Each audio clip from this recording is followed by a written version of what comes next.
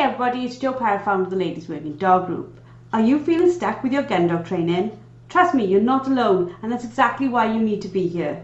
Every week, we're bringing you the best tips and hacks to make training your gun dog easy peasy.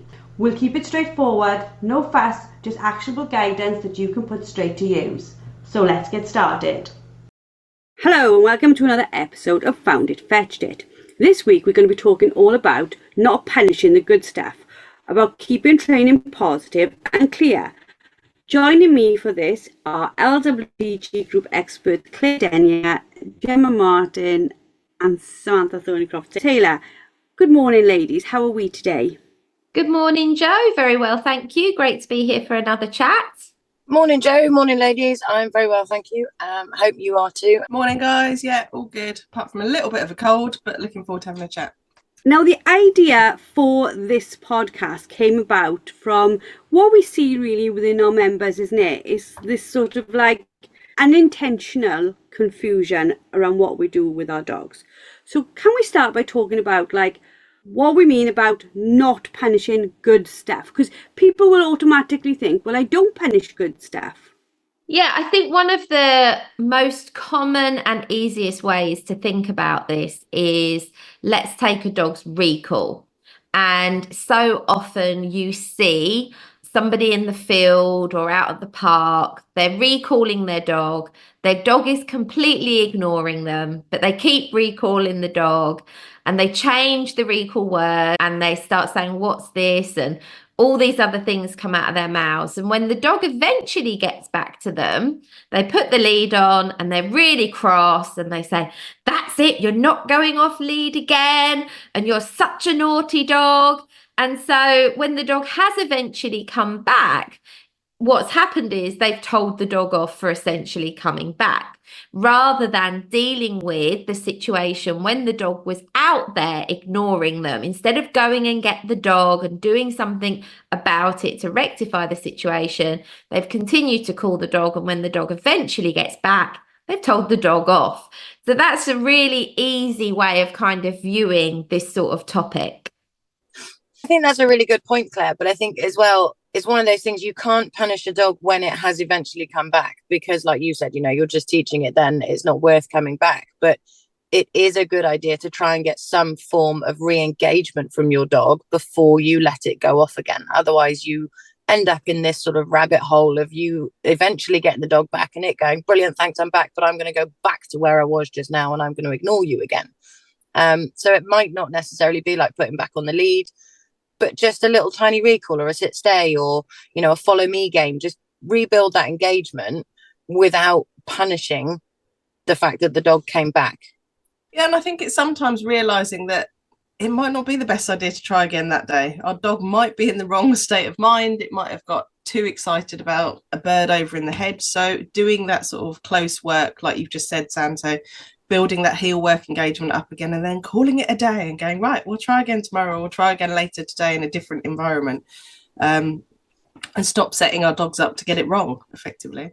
You guys think we know that we're doing this though? Because like I said, we don't mean to do it intentionally, but I feel like it's probably something we're not even aware of.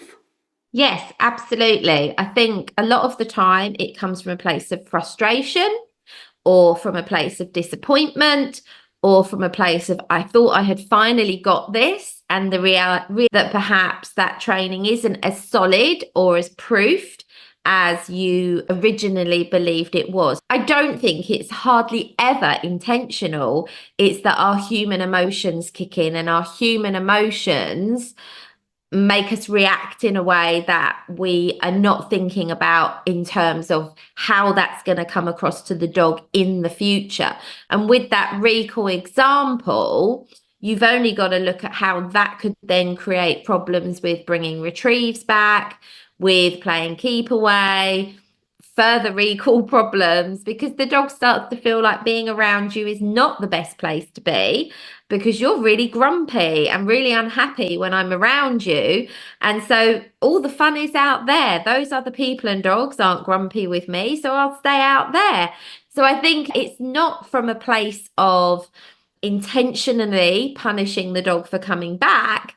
It's more from a place of frustration or disappointment. And I think you've hit the nail on the head there, Claire, because we are human, aren't we? And we are pretty naff sometimes at getting our timing right, keeping our emotions in check when we're training. And especially in sort of modern times where a lot of our gun dogs and things live in houses with us, we see them a lot more. We have a lot more interactions with them, which ultimately means we have a lot more chances to get that timing wrong, to get those corrections wrong. Picked up your best shoes and you've snatched them out their mouth and gone, don't do that. But then what have we done? We've inadvertently told the dog we don't want them to pick things up. We don't want them to give them to us. And we start creating these problems by correcting the positives. That dog's just brought you something, albeit it's your Louis Vuitton whatever, that you don't want it to have in its mouth. But you've inadvertently told the dog off for doing that. And it has no idea of the concept that that was a precious item that you didn't want it to touch to start with. Now we're all trying to work out what Louis Vuitton stuff Gemma's got in her house. Claire? But none. Yeah, and Sam actually touched on earlier. Sam was sort of saying about sit. She said about the sit. And this is another one where so commonly you see handlers correcting the dog for potentially what is a positive or good behavior. So when a dog is lacking confidence in being left in a sit or a stay position, whatever word you use, and the dog's creeping toward the owner, don't leave me, and the handler starts telling them off for following them, and the poor dog is not only being told off for breaking the sit, but essentially it's trying to get back to you, which is essentially a recall. And so again, the dog is being told off for doing a thing that we're trying to promote all the time. And I think, I always say to my clients, if your dog is breaking a sit and it's bogging off, that's one entirely thing. That is a naughty behavior.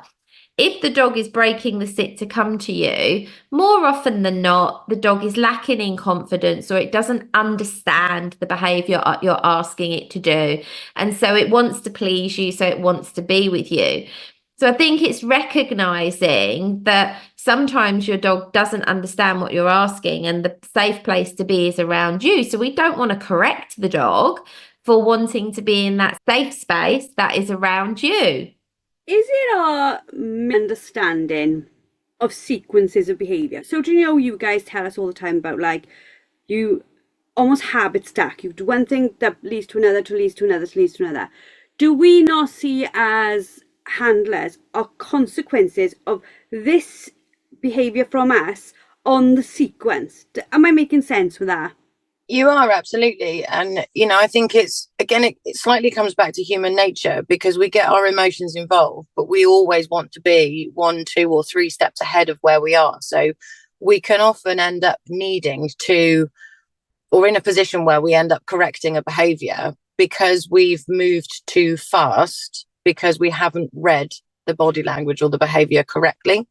So, things like if you send a dog out on a retrieve, but you've pushed the distance, and so the line gets a little bit wobbly further away from you, and you then end up inputting a stop whistle or a correction of some form, you're not helping the dog to gain confidence. You set it up potentially for failure to begin with, and then you're telling it off, and you're putting the wrong emphasis, I guess, on the stop whistle, because we want that stop whistle to be an absolute positive thing. We want the dog to know it stops and it gets rewarded for stopping, be that with another retrieve or whatever reward you use. But using that positive stop whistle as a correction for something that was our human failure in the first place can very quickly unravel. Yeah, that makes sense. And I suppose for people who are doing this inadvertently, what they end up with is a dog that must almost feel like it's going backwards, and they are probably thinking, why are you going backwards? Why are things that were working not working? Why are the things that weren't working getting worse? It must have this huge negative effect on the dog's training and leave us scratching our heads. Yeah, and it can have a massive effect on the dog's confidence as well, because if we're always correcting that line or always stopping them or always doing some sort of interruption, they start doubting themselves and what they think they're supposed to be doing. So they start getting sticky, but maybe doing spins that weren't there before. They start refusing to go at all. I've seen some dogs go, no, I'm not going, because I always start going and you stop me, so I don't understand. And so it's being really aware of those things and trying not to use a stop as a correction, because we, like Sam said, we want our stops to be nice and positive, our dogs to spin around and go, oh, sorry, what do you want? If it is going wrong, taking that time to reset and go, okay, that's probably because I've extended the distance far too quickly and the dog's lost a bit of confidence, it's got a bit confused. Maybe using tracks again to build those straight lines, and just going back those few steps rather than trying to overcomplicate it and then damage other parts of your training to try and, so just stop for a minute, reassess everything and think, how can I make this easier for my dog to get it right so we can carry on building on those foundations? These are really valuable points to talk about, and it is something that comes up in training all the time, and what Sam and Jen were just saying is entirely right. And the most common thing I see go wrong in the more advanced side of training is people using either the stop whistle or the recall to correct a wonky line, when actually what you should be doing is going back a step and revisiting delayed retrieves, long distance memory retrieves, working out, is it going wrong because the terrain is more difficult, or is it because the wind was against the dog and not helping it? There's so many things to consider before just thinking the dog's done it wrong. Dogs don't intentionally do things like that wrong. So it is okay if the dog has gone off track. With some dogs, I'm going to put a caveat on that, with some dogs it is okay to call them back, but if you do that, you've got to do it in a jolly happy way. You've got to call the dog back and then rebuild the dog up before you send it out again. Now with some dogs you can't do that, because they will think, well, I don't understand, right, I've been called back and now you're sending me again. So as Jem said, you can create stickiness, you can create other problems like spinning and things like that. So if you are going to call the dog back, if that is a suitable for correction for that dog, you've got to do it in a happy way and really make the dog understand that coming back was fantastic and now let's try again. But you might only be able to do that once or twice before the dog starts doubting itself on that line anyway. And then the situation and the problem could actually become worse, not better. And then the stop whistle, you know, if you've stopped your dog as a correction, you've then got to praise the dog for stopping before you do anything else. The dog has to know that the stop was okay and was good. So it's so important in training to be very mindful that if you do need to stop the dog or call them back, that you're doing it in such a way that they recognize you're happy with them for following that instruction, and that it isn't a correction, because it shouldn't be a correction. And I think that's what we're trying to get across. For me, if a dog's line is wonky, but they go the distance, I'm going to let them go the distance and then help them to find the retrieve, but recognize I have an issue with my line and I need to work on that, but I need to address that separately, not risk damaging the dog's confidence. It's important to not damage the dog's confidence and to recognise in ourselves that we've pushed it too far for whatever reason, be it the environment, the distance, or anything else. But just wanted to add in that what we're talking about here with like a wonky line is a scenario where the dog initially went off in the right direction and then it went a bit wobbly.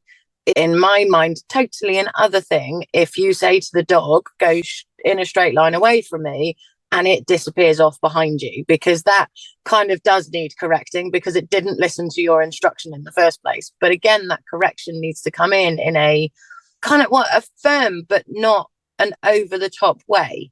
So, you know, when you call your dog back, like Claire said, be it in a happy way, you did that bit slightly wrong, that wasn't quite what I was asking for, so just come back to me and I'm going to set you up and we're going to try again. And I'll probably make my body language much clearer, or I might take the dog closer to the retrieve. I might reset the retrieve. So I'm doing everything I can in my power to make it a fun, confident building activity for the dog.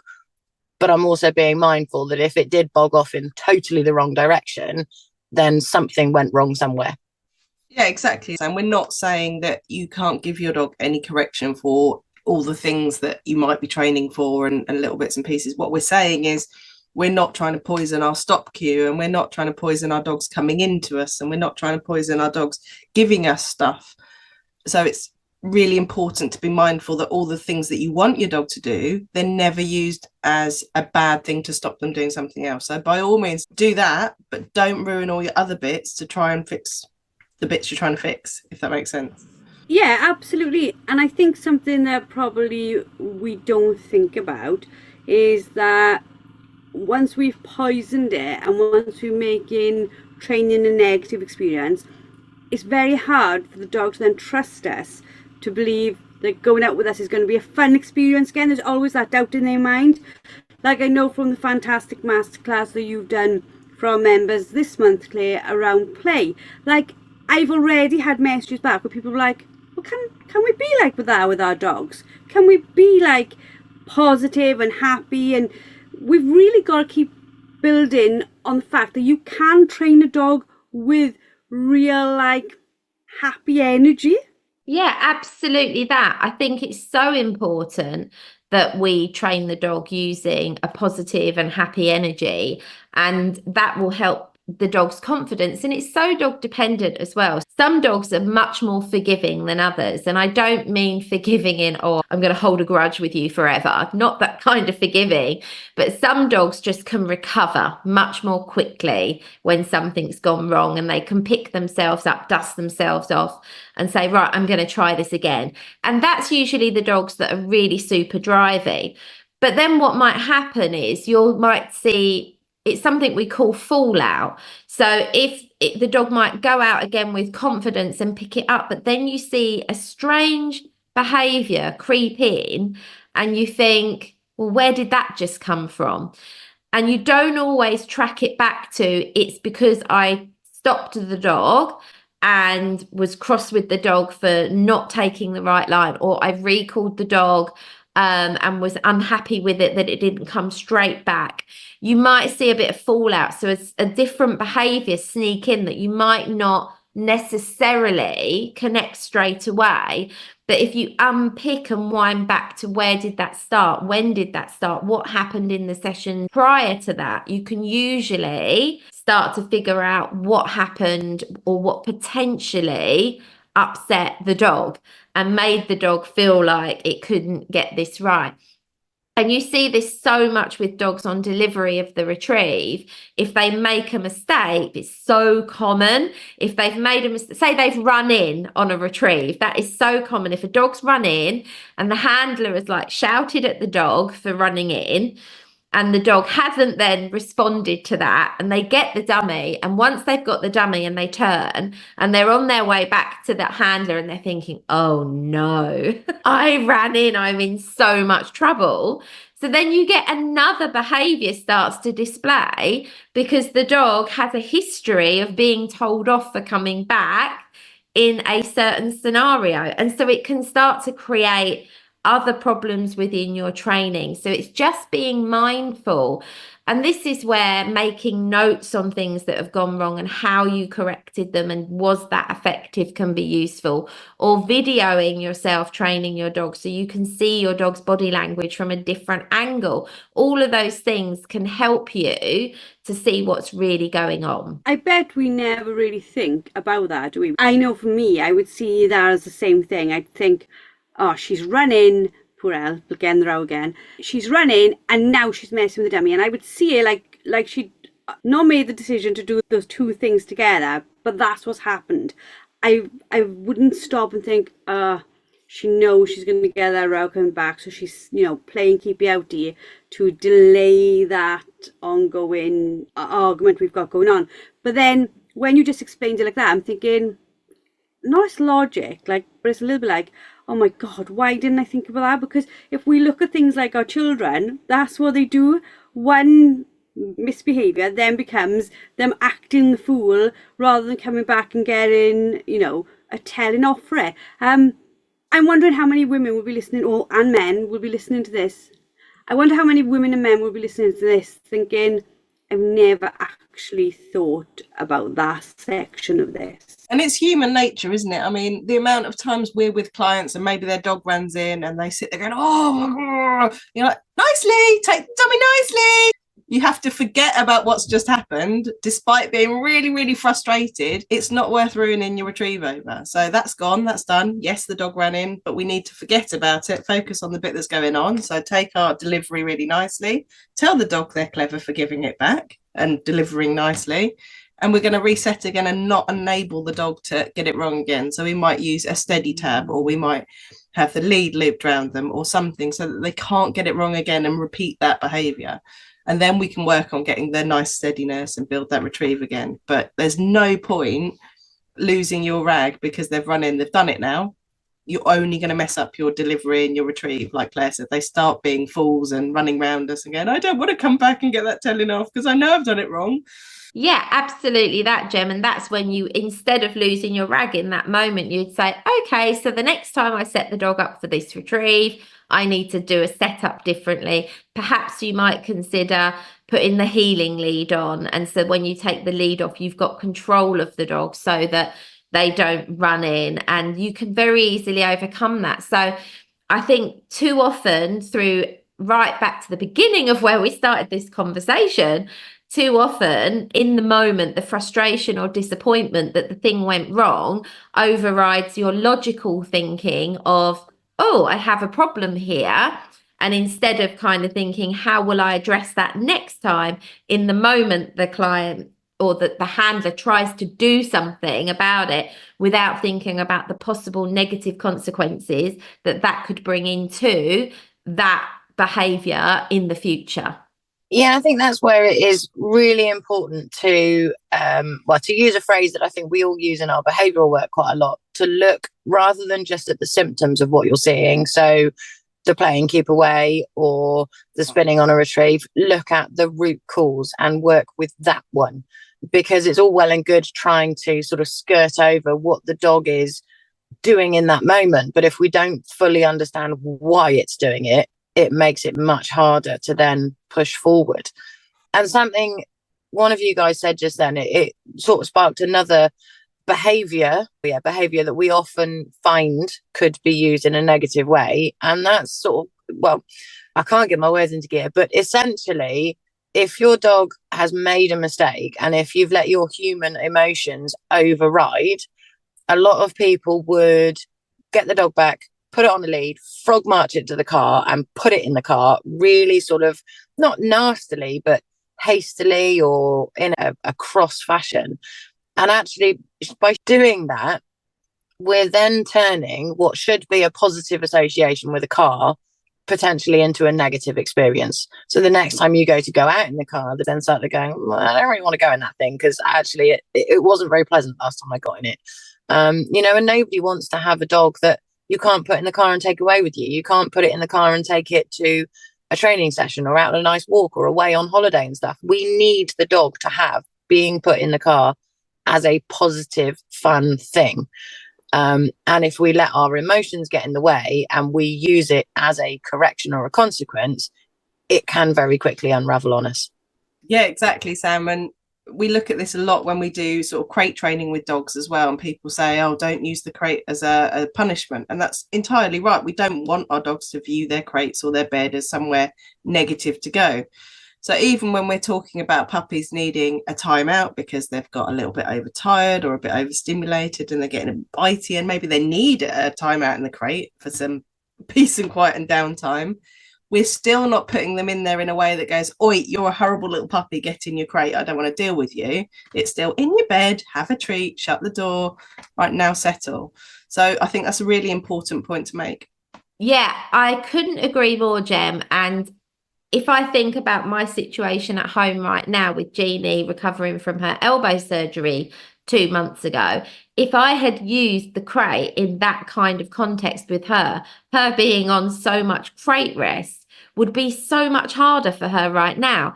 And that's not to say I haven't used the crate for times out when she was overtired as a puppy or relentlessly, annoying the adult dogs and things like that. But I wouldn't put her in aggressively or telling her off. I would just gently guide her to the crate and say, come on, in you go, sweetheart.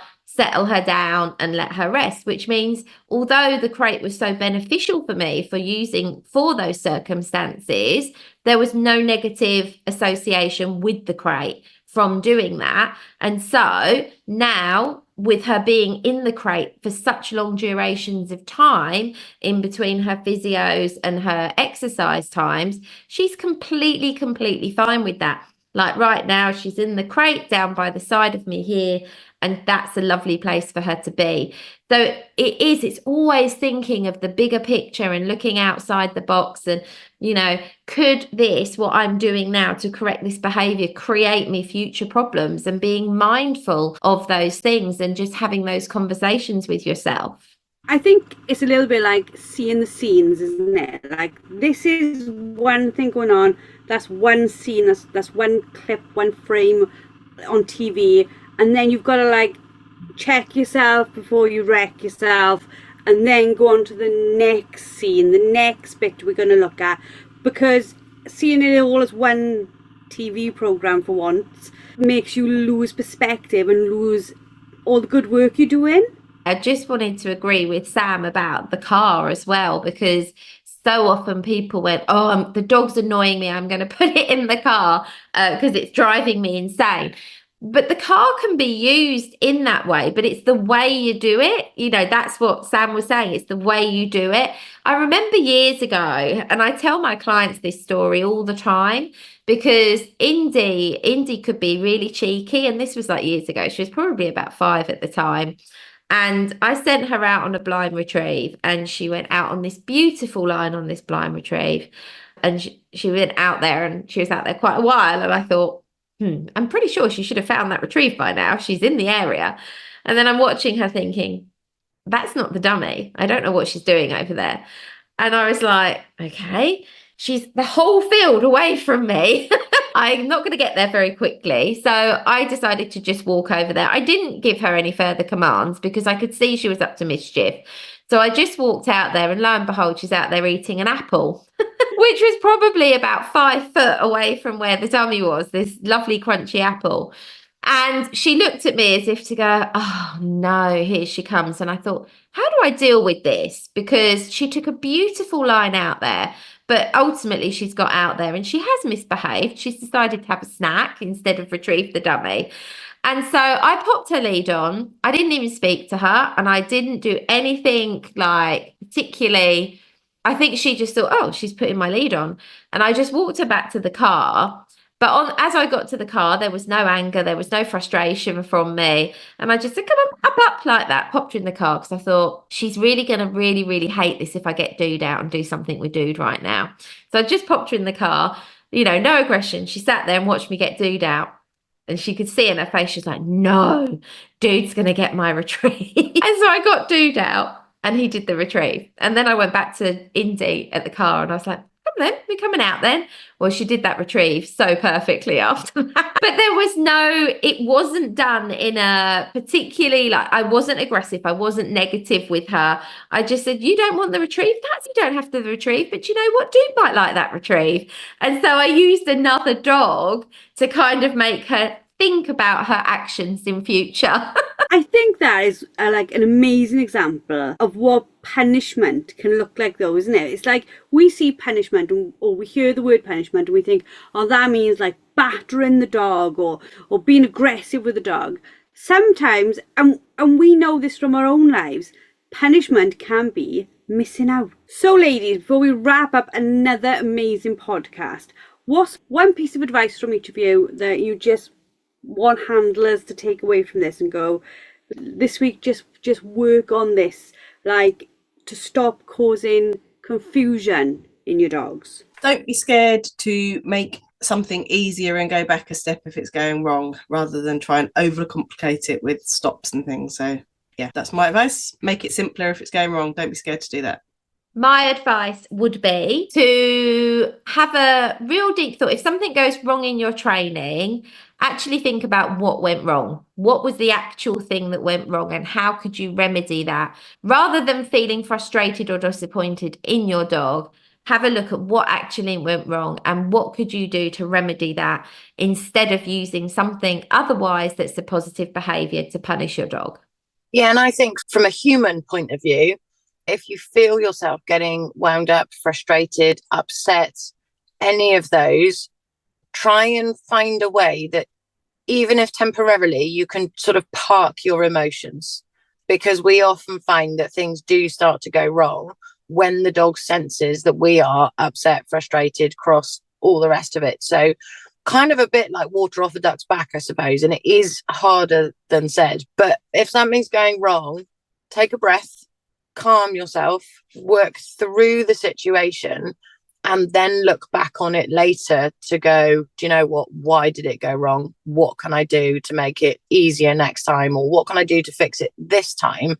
But you've had a little break in the middle. Fabulous tips as always. And if you remember, there is so much information and training on mindset control in our group. As you know, we know is key to being successful with our dogs. As much as we can learn all the skills, if we don't get our mindsets aligned to the skills that our experts are training us, we simply won't make the cut. We really do have to get both to come together. So go and check those out. If you're not a member, like Sam just said, it's, you know, take a deep breath. Just give yourself a little bit of space before you make your next decision, because in that space we can calm ourselves down. Once we calm ourselves down, we tend to make better choices for us and our dogs. Thank you, ladies, for another amazing podcast. Thank you to our experts for being really, really generous and good spirited and saying, yeah, we'll pop on and do videos on top of the podcast. We're going to be doing a lot of work so that we can give you like brilliant practical training like this, that you can see us as well as hear us, because we want to help as many people as we can. We hope you've all enjoyed. We hope you all have a fabulous week, and we look forward to seeing you next week and speaking to you next week. That's it for today's episode. A massive thank you for tuning in. Don't forget to head over to the LWDG and sign up for our membership. Get access to expert-led training, a wonderfully supportive community, and the resources you need to become a confident and skilled gun dog trainer. Let's take this journey together, because no woman should have to train her gun dog alone. We'll see you all next week.